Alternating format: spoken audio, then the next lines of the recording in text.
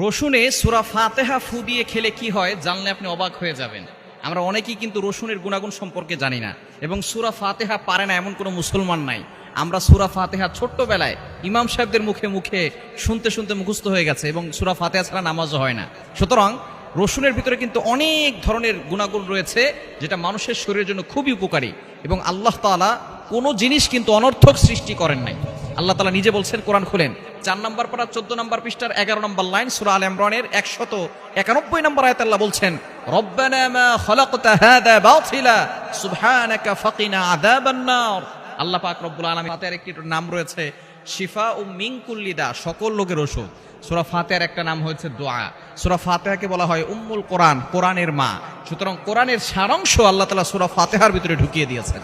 এজন্য যখনই আপনি রসুন খাবেন তখন সূরা ফাতিহা পড়বেন, আউযুবিল্লাহ বিসমিল্লাহ সহকারে প্রথমে একবার দুরূদ শরীফ পড়ে নেবেন, এরপরে সূরা ফাতিহা একবার পড়বেন, পরে রসুনে ফু দিয়ে আপনি কিছু রসুন খাওয়ার চেষ্টা করবেন।